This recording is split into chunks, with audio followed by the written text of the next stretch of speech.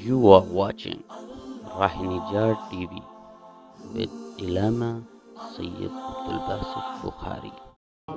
بعد از حمد و صلات لائق صد تعظیم و تکریم جمیع حضرات، السلام علیکم ورحمۃ اللہ تعالی وبرکاتہ۔ اللہ رب ذوالجلال کی حمد و ثنا کے بعد ہم اس کا شکر ادا کرتے ہیں کہ اس نے ہمیں ایک مرتبہ پھر اپنے گھر میں بیٹھ کر اپنا اور اپنے حبیب مکرم صلی اللہ علیہ وآلہ وسلم کا ذکر کرنے کی توفیق عطا فرمائی ہے۔ دعا کریں آج کے عنوان کے حوالے سے میں یہاں پر جو کچھ بھی بیان کروں، مالک مجھے حق اور سچ بیان کرنے اور پھر ہم سب کو تمام باتوں پر عمل کرنے کی توفیق عطا فرمائے۔ سب سے پہلے تو اس مہینے میں اللہ تعالیٰ کا ہم پر کرم، نبی پاک صلی اللہ علیہ وآلہ وسلم کی عطا سے کہ اس پاک مہینے کی 15 تاریخ کو اللہ تعالیٰ نے شب بارات ہمیں عطا فرمائی ہے۔ اس رات کی بے شمار فضیلتیں نبی پاک صلی اللہ علیہ وآلہ وسلم نے بیان فرمائی ہیں۔ درس حدیث میں انشاءاللہ انہیں بیان بھی کیا جائے گا۔ آقا کریم صلی اللہ علیہ وآلہ وسلم نے اس حوالے سے بیان فرمایا ہے، حدیث پاک موجود ہے کہ شعبان کی جو 15 تاریخ ہے اس میں تم رات کو قیام کرو اور صبح کو روزہ رکھو۔ روزہ رکھنا فرض نہیں ہے، یہ مستحب ہے اور انتہائی ثواب کا کام ہے۔ نبی پاک صلی اللہ علیہ وآلہ وسلم اس پاک مہینے میں عبادات اور قیام کو بڑھا دیا کرتے تھے، گویا کہ رمضان المبارک کی تیاری کے حوالے سے۔ یہ مہینہ استقبال رمضان کے حوالے سے بھی اہم ہے۔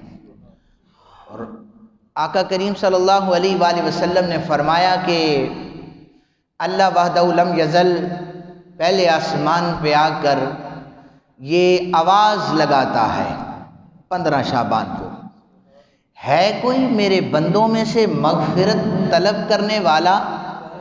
میں آج اس کی مغفرت کروں گا۔ ہے کوئی میرے بندوں میں سے روزی مانگنے والا؟ رزق کی تلاش میں جو بندہ بھٹک رہا ہے، میری بارگاہ میں اٹھ کر سوال کرے، آج میں اسے رزق عطا کروں گا۔ اور پھر رب ذوالجلال اعلان فرماتا ہے کوئی میرے بندوں میں سے بیمار جو اٹھ کر اپنی بیماری سے شفا چاہتا ہے؟ وہ مانگے تو صحیح، میں اسے شفا بھی عطا کروں گا۔ یہ مقدس رات منگل والے دن، یہ جو منگل آ رہا ہے، بعد از نماز مغرب یہاں پر ہم مختصر سی محفل پاک بھی کریں گے انشاءاللہ، اور رات کو صلاۃ و تسبیح کا اہتمام بھی کیا جائے گا، اس کا وقت بھی آپ کو بتایا جائے گا۔ کثرت سے عبادات کریں گے، اپنے اللہ کو راضی کرنے کی کوشش کریں گے۔ تو گاہے بگاہے درس حدیث میں اس حوالے سے فضائل بھی میں بیان کروں گا۔ اور دوسری جو ہم پر اہل سنت پر اللہ تعالیٰ کا فضل کہ اس نے شعبان میں ہمیں ایک اور چیز جو امام اعظم ابو حنیفہ رحمۃ اللہ تعالی علیہ، آپ کے حوالے سے اہل سنت کے امام، اللہ تعالیٰ نے ان کا بھی دن ہمیں عطا فرمایا ہے۔ ہمارے فقہ میں جو امام ہیں ان کا نام امام اعظم ابو حنیفہ رحمۃ اللہ تعالی علیہ ہے۔ آپ کا نام نعمان ہے، والد کا نام ثابت ہے، ان کے والد کا نام نعمان ہے، ان کے والد کا نام مرزبان ہے۔ آپ 80 ہجری میں پیدا ہوئے اور 150 ہجری میں آپ کا انتقال ہو گیا۔ 70 برس آپ نے زندگی کی بہاریں دیکھی۔ آپ فارسی نسل تھے۔ آپ کی کنیت ابو حنیفہ، ایک روایت کے مطابق کہ آپ کی بیٹی پر تھی، لیکن اس روایت کو ضعیف قرار دیا گیا کیونکہ آپ کی کوئی اولاد نہیں تھی، اس لیے کہا گیا کہ بیٹی تھی نہیں، تو بیٹی کی کنیت ساتھ موجود نہیں ہو سکتی۔ دوسری روایت کہ حنیفہ ایک قلم اور دوات ہوا کرتی تھی نا پرانے زمانوں میں، اس دوات کو حنیفہ کہا جاتا ہے۔ امام اعظم ابو حنیفہ کی بارگاہ میں 400 سے زائد محدثین بیٹھ کر حدیث کا علم حاصل کرتے تھے اور اسے کرتاس کی نظر کیا کرتے تھے۔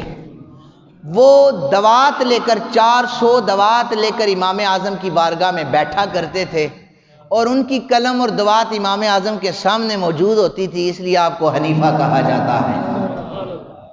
یہ ایک وجہ علماء کرام نے بیان فرمائی ہے۔ امام جلال الدین سیوطی رحمت اللہ تعالی علیہ نے حنیفہ کا مطلب کیا لکھا ہے وہ ذرا سنیے۔ وہ کہتے ہیں کہ مائلن عن الادیان کلھا الی الدین القیم، کہ حنیفہ اسے کہا جاتا ہے جو کائنات کے سارے مذاہب سے منہ موڑ کر ایک سچے مذہب کی پیروی کرے۔ کائنات کے سارے مذاہب سے منہ موڑ کر ایک سچے مذہب کی پیروی کرے، اور وہ مذہب لا الہ الا اللہ محمد الرسول اللہ ہے۔ قرآن حکیم نے جد الانبیاء حضرت ابراہیم خلیل اللہ آپ کے دین کو دین حنیف بھی کہا ہے۔ یہ حنیفہ کا معنی میں نے آپ حضرات کے سامنے بیان کیا ہے۔ وقت کا عظیم محدث، عظیم امام، جسے دنیا امام اعظم ابو حنیفہ کے نام سے جانتی ہے۔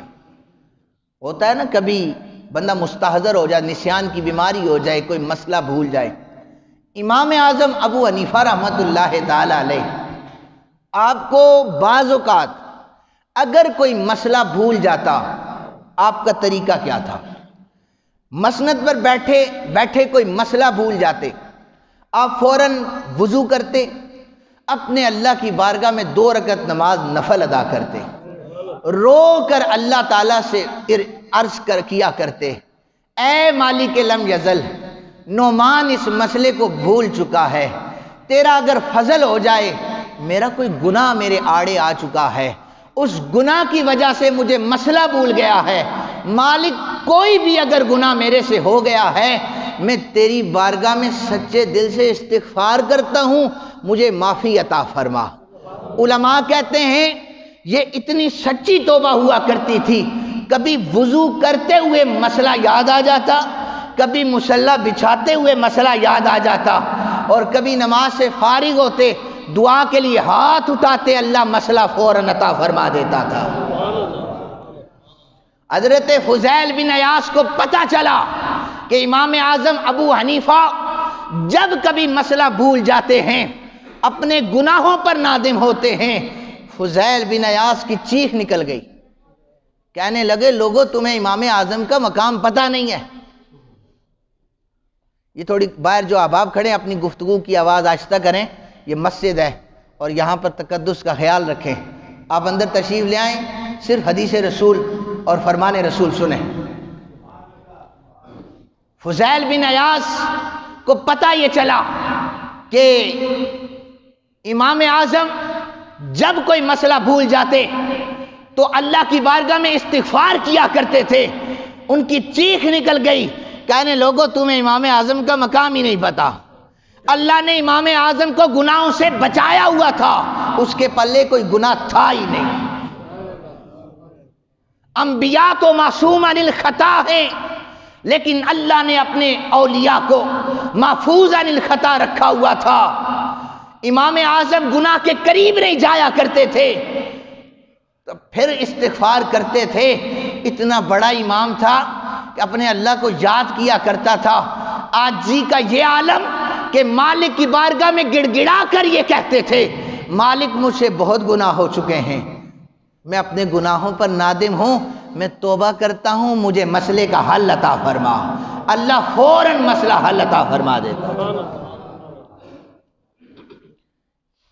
دن بھر لوگوں میں بیٹھ کر حدیث رسول پڑھانا، حدیث رسول بیان کرنا، اور رات کو کیا کرتے تھے؟ دن بھر مسجد میں، اب رات کو ایک عام بندہ، عام فہم رکھنے والا یہ سوچتا ہوگا، دن بھر حدیث پڑھاتے تھے، مسائل بتاتے تھے، رات کو سو جاتے ہوں گے۔ ایک تابعی، مشہور تابعی ہیں، وہ کہتے ہیں نہیں، میں نے امام اعظم کی راتوں کو دیکھا ہے، احادیث پڑھا کر گھر تشریف لے جاتے، کپڑے تبدیل کر کے دوبارہ اللہ کی بارگاہ میں گڑ گڑانا شروع ہو جاتے۔ جب لوگ مسجد کو چھوڑ کر گھروں میں آرام کرنے جایا کرتے تھے، امام اعظم اللہ کے گھر کو کھول کر دوبارہ اپنی جبین کو اللہ کی بارگاہ میں جھکا لیا کرتے تھے۔ وہ تابعی کہتے ہیں میں نے سوچا میں جا کر دیکھوں تو صحیح، میں جا کر چیک تو کروں کہ امام اعظم رات کو کیا کرتے ہیں، عبادات کیسے کرتے ہیں۔ تو وہ تابعی کہتے ہیں میری نظر جب امام اعظم پہ پڑی نا، اپنی داڑھی کو ایسے پکڑا ہوا، یہاں سے داڑھی کو پکڑ کر اللہ کی بارگاہ میں عرض گزار ہو کر یہ عرض کرتے ہیں، مالک نعمان بہت بڑا گناہگار ہے، اگر نعمان کی توبہ اس کے گناہوں کی وجہ سے رک جائے، اگر گناہ درمیان میں حائل ہو جائیں، تو مالک تیرے نبی کا یہ فرمان ہے، تو سفید بالوں سے حیا فرماتا ہے، مالک میری داڑھی میں سفید بال موجود ہیں، مالک یہ عرضی پیش کرتا ہے میری سفید داڑھی کا حیا کر کے مجھے معافی عطا فرما دینا۔ یہ میرے نبی کے اس غلام کا کمال ہے کہ دن بھر احادیث رسول سے زبان کو تر رکھنا اور رات کو اپنے چہرے کو آنسوؤں سے تر کر لینا کہ میرا اللہ راضی ہو جائے، میرا اللہ راضی ہو جائے۔ اور میں اکثر یہ روایت سناتا ہوں، ان کی ذمہ داری بہت بڑی تھی۔ کیچڑ میں سے گزر رہے تھے نا، بچی سے کہنے لگے بیٹی دیکھ کے گزرنا، کہیں کیچڑ میں سے تیرا پاؤں پھسل نہ جائے۔ وہ بچی کہنے لگی امام اعظم ابو حنیفہ میں پھسل گئی تو کوئی بات نہیں، آپ اپنا خیال رکھنا، آپ پھسل گئے تو امت پھسل جائے گی، آپ وقت کے محدث ہیں، وقت کے امام ہیں، آپ نے نہیں پھسلنا، میرے پھسلنے سے کچھ نہیں ہوتا۔ یہ امام اعظم ابو حنیفہ رحمت اللہ تعالی علیہ۔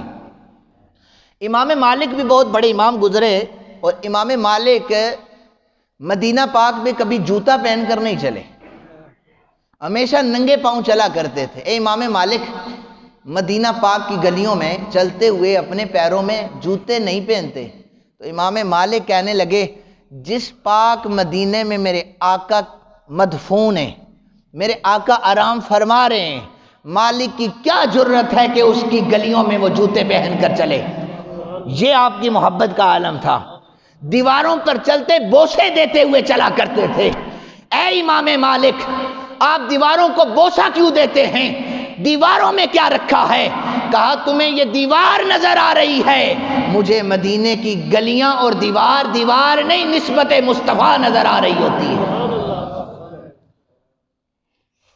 اب یہ کمال آیا کہاں سے؟ میں آپ کو بھی امام مالک کے پاس یہ فیض آیا کہاں سے؟ امام مالک بہت زیادہ غریب تھے، جوان بہنیں گھر میں موجود تھی۔ والدہ نے جا کر دھوبی کے پاس چھوڑا اور اس دھوبی سے کہا کہ میرے بیٹے مالک کو یہ ذرا کپڑے دھونا سکھا دو تاکہ بہنیں بھی گھر میں موجود ہیں اور میرا شوہر فوت ہو چکا ہے، تو میرے مالک کو کچھ کام کاج سکھا دو تاکہ گھر چلا سکے۔ جب دھوبی کی طرف جاتے تھے رستے میں حضرت امام اعظم ابو حنیفہ کا مدرسہ آتا تھا۔ امام مالک چھپ چھپ کر دیکھا کرتے تھے، قال اللہ و قال رسول کی صدائیں آیا کرتی تھی۔ امام مالک کو خواہش پڑی کہ کپڑے بھی دھو سکتا ہوں، گھر چلا سکتا ہوں، لیکن کیا یہ اچھا ہو جائے کہ میں رسول اللہ کی حدیث سیکھ لوں۔ امام اعظم ابو حنیفہ باہر ہے، کہنے لگے اتنا خوبصورت نوجوان ہے، روز ہمیں کھڑے ہو کر دیکھتا ہے، اسے بلایا ادھر آ، تجھے حدیث رسول سکھاتا ہوں۔ امام اعظم استاد ہیں ان کے، آپ نے بلایا، احادیث پڑھانا شروع کی۔ 1 مہینہ پورا ہو گیا۔ 1 مہینہ جب پورا ہوا، والدہ نے کہا امام مالک سے، بیٹے مالک کیا کمایا ہے؟ پورا مہینہ ہو گیا کمائی پر جا رہا ہے، اب گھر کے لیے کچھ خرچہ دے۔ کہنے لگے اماں میں نے کچھ نہیں پڑھا، میں نے کچھ کام کیا ہی نہیں ہے، پیسے کہاں سے لا کے دوں؟ بیٹے میں تجھے بھیجتی تھی کہ گھر کے لیے روزی کما کے لا۔ کہا روزی کیسے کماؤں، میں تو حدیث رسول پڑھنے جاتا ہوں روزانہ۔ ماں تھی غصے میں آ گئی، درس حدیث ہو رہا تھا، امام اعظم ابو حنیفہ کے سامنے جا کر کہنے لگی میرے بیٹے کو مولوی بنانا چاہتے ہو؟ تم اسے دین پڑھا رہے ہو، گھر میں ماں بیٹھی ہے، بہنیں بیٹھی ہیں، ہم کہاں سے کھائیں گے؟ تو امام اعظم کو اللہ تعالیٰ نے پیسہ بھی بڑا عطا کیا تھا، دین کی برکتیں تھیں۔ کہنے لگے اماں پریشان نہ ہو، تیرے گھر کا خرچہ کتنا ہے؟ تیرے گھر کا خرچہ کتنا ہے؟ انہوں نے کہا میں نے نارمل خرچہ نہیں بتایا، میں نے زیادہ بتا دیا۔ امام اعظم نے فرمایا آج کے بعد تاریخ گزرنے سے پہلے تیرے گھر میں تیرا خرچہ پہنچ جائے گا، اپنے بیٹے کو حدیث رسول پڑھنے دے۔ اور میں پہلے بھی عرض کر چکا ہوں، جو مسلح سنبھال لیتے ہیں لوگوں، ان کے گھروں کی فکر آپ نہیں کر سکتے، وہ ان کے گھروں کو چلا دیتا ہے، وہ ان کے روزی میں برکتیں ڈال دیتا ہے۔ پھر 1 دن نہیں، 5 مہینے نہیں، سال نہیں، 20 سال کا عرصہ گزر گیا، امام مالک حدیث رسول پڑھا کرتے تھے، امام اعظم ابو حنیفہ ان کا گھر چلایا کرتے تھے۔ کہا گھر میں چلاؤں گا، بیٹے کو عالم دین بناؤ۔ اچھا ماں نے پوچھا امام اعظم ابو حنیفہ سے اتنا خرچہ کر رہے ہو، میرا بیٹا کیا بن جائے گا؟ امام اعظم ابو حنیفہ کی یہ زندہ کرامت ہے، فرمایا ماں تیرا بیٹا رسول اللہ کی حدیث پڑھے گا، اور میں وعدہ کر رہا ہوں یہ بادشاہوں کے ساتھ تخت پر بیٹھ کے کھانا کھایا کرے گا۔ حالات نے پلٹا کھایا۔ وقت کے بادشاہ کا نام ہارون الرشید تھا۔ جب اس کا دسترخوان سجا، اپنے وزیر کو بلایا، جاؤ جا کر امام مالک کو بلا کر لے آؤ، میں کھانا کھانا چاہتا ہوں، اور میں یہ چاہتا ہوں رسول اللہ کے دین کا وارث میرے ساتھ بیٹھ کر کھانا کھائے۔ ہارون الرشید کا دسترخوان لگا ہوا تھا، سامنے امام مالک کو بٹھایا، کھانا کھلایا۔ اتنے میں ماں آ گئی، ماں آ کر کہنے لگی اے امام اعظم ابو حنیفہ، آپ کی یہ زندہ کرامت ہے، آپ نے فرمایا تھا کہ غریب کا بیٹا جسے میں دھوبی بنانا چاہتی تھی، آپ نے رسول اللہ کا دین اسے سکھایا ہے، آج وہ بادشاہوں کے پاس بیٹھ کر کھانا کھا رہا ہے، اور یہ عزت دین رسول نے انہیں عطا فرمائی ہوئی تھی۔ سامعین محترم، جب کوئی شخص دین پڑھتا ہے اللہ اسے عزتوں سے نواز دیتا ہے۔ امام اعظم ابو حنیفہ تجارت بھی کیا کرتے تھے۔ آپ کی تجارت کا عالم یہ تھا، کبھی کبھی آپ کپڑے کا کاروبار کرتے تھے نا، تو کبھی کبھی جب آسمان پر بادل چھا جاتے نا، 1 بجے 2 بجے دن میں، امام اعظم اپنا کاروبار بند کرتے گھر کو چلے جاتے۔ اب جو سنت طریقہ ہے وہ یہ ہے کہ آپ فجر کے بعد جب سورج نکلے آپ اللہ رسول کا نام لیں اور اپنا کاروبار شروع کریں، غروب آفتاب پر آپ اپنا کاروبار بند کر دیں، اور اذانوں کے وقت، نمازوں کے وقت کاروبار بند رکھیں۔ لوگ اکثر کہتے ہیں نا ہمارے کاروبار میں برکتیں نہیں ہیں، ان کی آنکھیں ہی نہیں کھلتی، 12 بجے تک تو ہماری دکانیں نہیں کھلی ہوتی۔ اور جو رات سونے کے لیے اللہ نے بنائی ہے، آرام کے لیے بنائی ہے، رات کو 1 بجے تک جناب فلانا مال کھلا ہوتا ہے، فلانی مارکیٹ کھلی ہوتی ہے، دن بھر انہیں نہ نمازوں کا پتہ ہے نہ احکامات خداوندی کا پتہ ہے، پھر کہتے ہیں کاروبار میں برکت نہیں ہے۔ امام اعظم ابو حنیفہ جب کبھی بادل چھا جاتے، وہ 12 بجے آئیں یا 2 بجے آئیں، کاروبار بند کیا، گھر کو چلے گئے۔ امام ایسا کیوں کرتے ہو؟ فرمانے لگے اس لیے کہ جب روشنی ہوتی ہے کپڑے کا رنگ اور طریقے سے سامنے آتا ہے، جب بادل چھا جاتا ہے کپڑے کا رنگ اور طریقے سے سامنے آتا ہے۔ میں نہیں چاہتا کہ گاہک کو کپڑا اور بتاؤں اور بیچوں اور۔ کم روشنی میں اس کا رنگ چینج ہوتا ہے اور زیادہ روشنی میں رنگ اور ہوتا ہے۔ کہا بادل جب چھا جائیں تو ابو حنیفہ اپنے کاروبار کو بند کر دیتا ہے تاکہ خیانت نہ ہو جائے۔ لوگوں اتنا بڑا امام ہمیں درس یہ دے رہا ہے کہ جب دین مصطفیٰ کو سیکھ لو گے، رب کعبہ کی قسم ہے اللہ سب کے کاروبار میں برکتیں عطا فرما دے گا۔ ایک دن نا اپنے ملازم کو دکان پہ چھوڑا اور آپ باہر تشریف لے گئے، اتنے میں نماز کا وقت ہو گیا، آپ تشریف لے گئے مسجد میں، واپس آئے تو اپنے ملازم سے آ کر کہنے لگے یہاں پر میں نے کپڑا رکھا تھا اس میں عیب تھا، وہ کپڑا کہاں پر ہے؟ ملازم نے کہا کہ حضرت وہ تو بیچ دیا ہے۔ امام اعظم کہنے لگے اس میں عیب تھا، وہ کیوں بیچا ہے؟ یہاں پر تو کاروبار میں دو نمبری اتنی جلتی ہے کہ دکھاتے کچھ ہیں بیچتے کچھ ہیں، پھر کہتے ہیں برکت نہیں ہوتی۔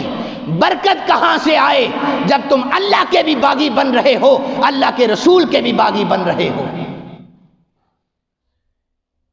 ملازم سے کہنے لگے جاؤ جا کر گاہک کو تلاش کرو۔ اس نے کہا 5 منٹ لگائے تلاش کرتے ہوئے؟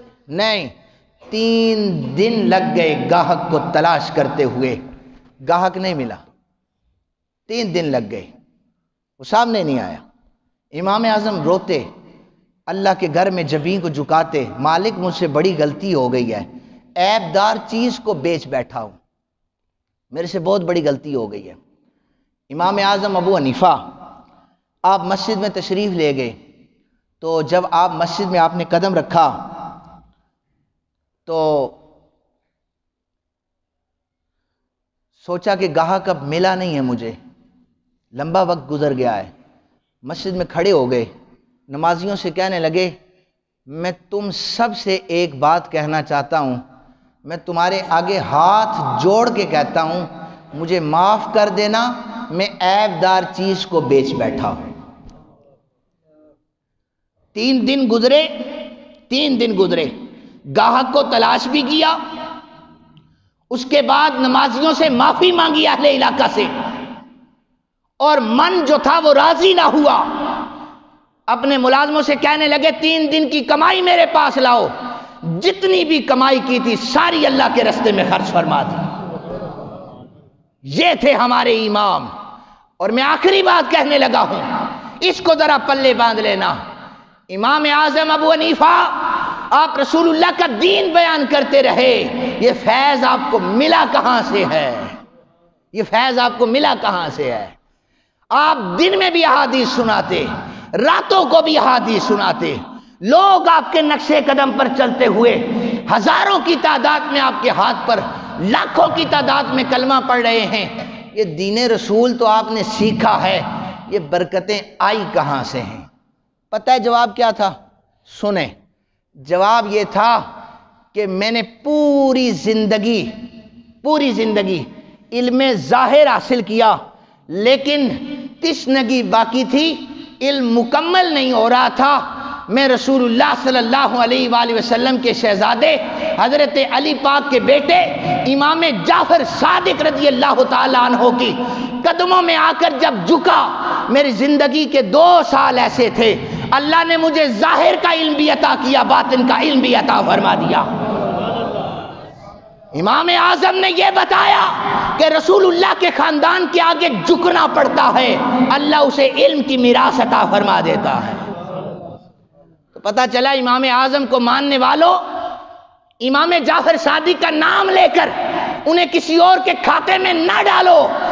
جن کے ہم مقلد ہیں، جنہیں امام اعظم کہا جاتا ہے، وہ امام اعظم شاگرد امام جعفر صادق کے۔ کس کے شاگرد ہیں؟ امام جعفر صادق کون ہیں؟ یہ علی پاک کے بیٹے ہیں، امام حسن پاک کے، امام حسین پاک کے بیٹے ہیں، رسول اللہ کی اولاد۔ ان کا ادب امام اعظم نے کیا، ان کے سامنے زانوئے تلمس ہوئے۔ اللہ تعالیٰ نے پھر کہا اے نعمان بن ثابت، میرے نبی کی آل کے سامنے بیٹھا ہے، میرے نبی کی آل سے نسبت تو نے جوڑی ہے، سن تجھے نعمان نہیں رہنے دیتا، قیامت تک دنیا تجھے امام اعظم کہہ کر بلاتی رہے گی۔ اللہ تعالیٰ سے دعا ہے اللہ تعالیٰ ہمیں ان برگزیدہ ہستیوں کے نقش قدم پر چلنے کی توفیق عطا فرمائے۔ وما علینا